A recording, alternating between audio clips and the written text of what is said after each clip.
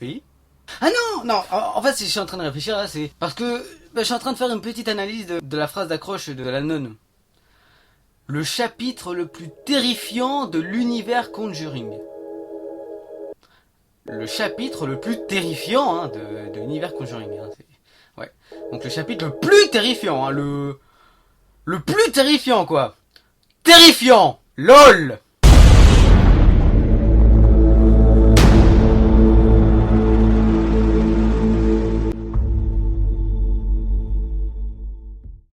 Hey, salut à tous, c'est Chasseur. Avant de commencer, j'espère tout simplement que vous avez passé une bonne rentrée. Et aujourd'hui, c'est parti pour une... Ça a tremblé, c'est normal, j'ai fait...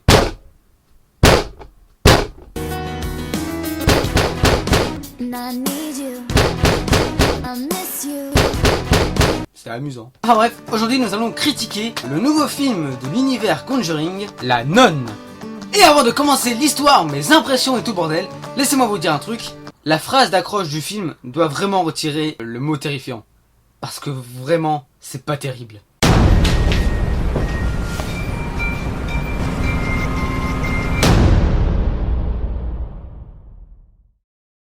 Donc l'histoire réalisée par Colin Hardy raconte l'histoire d'un prêtre du Vatican qui a été envoyé en mission avec une novice, donc une bonne sœur qui n'a pas encore fait ses prières, enfin un tout dans le genre. Et donc tous les deux devront aller dans une abbaye, l'abbaye de Romagny. Ouh, une drôle d'histoire s'est passée car tout simplement il y a eu un suicide. Voilà, une suicide d'une bonne sœur. Donc eux vont enquêter sur ce suicide. Pourquoi elle s'est suicidée? Hein, on se le demande tous ici, non? Donc plus ils vont dans l'abbaye, plus ils se rendent compte que l'abbaye est possédée par un démon maléfique prénommé du coup, comme dans Conjuring 2, Valak. Et du coup ils devront sortir de l'abbaye, mais en même temps ils veulent enquêter tout ça. Enfin bref, en gros, c'est ça l'histoire.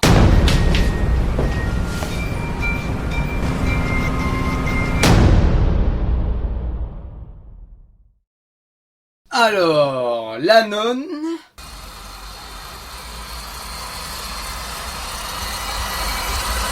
est plutôt mauvais. Ça fait chier de dire ça parce que tout simplement, La Nonne, j'attendais à fond ce film. Dans Conjuring 2, le personnage Valak, ça m'a grave intéressé. Bon démon des familles quoi, c'est genre un truc que genre tu déconnes pas avec quoi. Non. Mais je trouve que ce film-là a retiré tout le charisme de Valak. C'est dommage. Mais du coup, pourquoi c'est mauvais? Et tout de suite, on va commencer par les points positifs. Parce que tout simplement, il n'y en a pas beaucoup, malheureusement. Bon déjà, il y a eu de bonnes idées. Le réalisateur Colin Hardy a eu quand même de bonnes idées pour faire peur. Mais ce point-là rajoute un point négatif. Car tout simplement, des idées pour faire peur est tellement de fois utilisé que ça en devient chiant. T'as tellement l'habitude de cette prière-là que ça te fait plus rien. Par exemple, imaginez, je suis sur mon ordinateur, voilà. Waouh, mon dieu, je m'amuse beaucoup, waouh. Et là d'un coup, boum, la porte est s'ouvre. Mon dieu. Oh. Waouh. Alors là, je suis choqué, hein. Oh mon dieu, il s'est passé quelque chose. Oh, mon dieu, la porte s'est ouverte toute seule. Ensuite du coup que fait la réalisation? Voilà, et du genre d'un coup la caméra elle est comme ça hein. Salut. Et là, que fait-on? Oh, mon dieu, la porte elle s'est refermée dit. Alors ensuite du coup, comme ça. Ensuite que fait la réalisation? Et puis on regarde encore une fois par là parce que c'est marrant. Et là boum. Oh, mon dieu, il y a une apparition. Salut, ça va? Ouais non, il parle pas beaucoup. Du coup, la caméra, elle se retourne. Hey coucou! Oui, c'est la réalisation qui est là. Coucou, salut. Elle revient. Et là, mon dieu, la porte est refermée, dit. Il y a beaucoup de choses comme ça. Et c'est... toujours comme ça. Il y a eu beaucoup de scènes dans le même genre. Voilà. Ensuite, l'atmosphère de l'abbaye, qui est très bien faite. Non franchement, l'atmosphère lugubre comme ça, un peu sinistre, un peu glauque.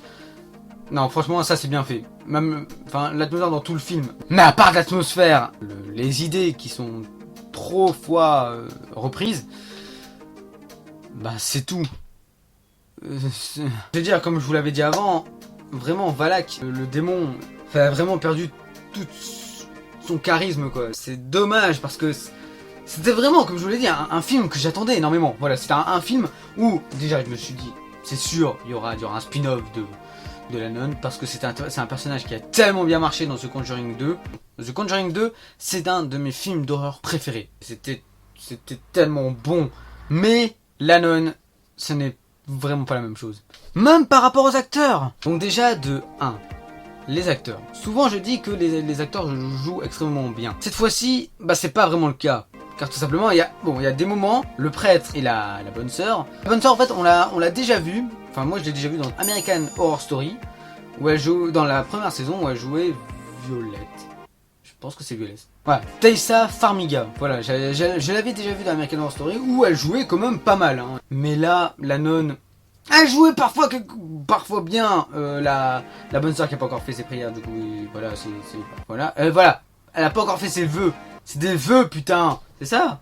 Donc de 1, les acteurs qui surjouent. De 2, il y a beaucoup de clichés. Voilà, il y a beaucoup de clichés du film d'épouvante où il y a des apparitions, puis ensuite ça s'en va, et puis ensuite ben voilà, bah non en fait il s'est rien passé, ou alors bim voilà, enfin tout du cliché quoi. Donc voilà, de 3 aussi, il y a beaucoup de screamers. Alors je sais, c'est le but d'un film d'épouvante, voilà, un film d'épouvante où il n'y a pas de screamer, tu sursautes pas, ce n'est pas un film d'épouvante. Seulement, il y a une différence entre screamer et frayeur.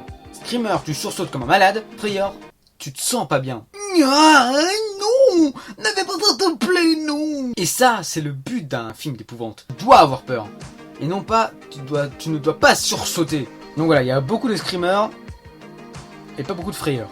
Donc, au final, je ne dirais pas que le film est mauvais, il est nul, il est à chier, car il y a quand même ses petites qualités.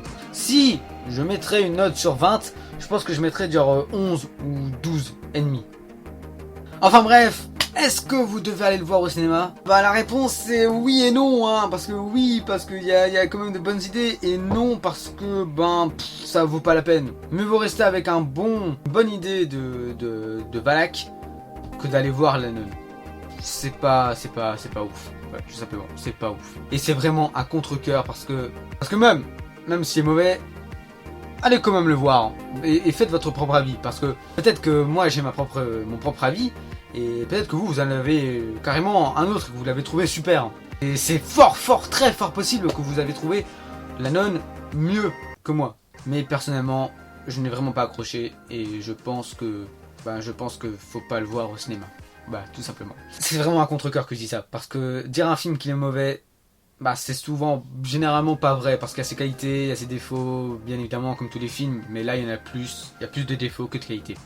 Voilà pourquoi c'est un mauvais film. Voilà, en tout cas, j'espère que cette petite critique express t'a plu. Enfin, c'est cette petite quand même, parce que j'ai dû beaucoup argumenter, parce que c'était chaud.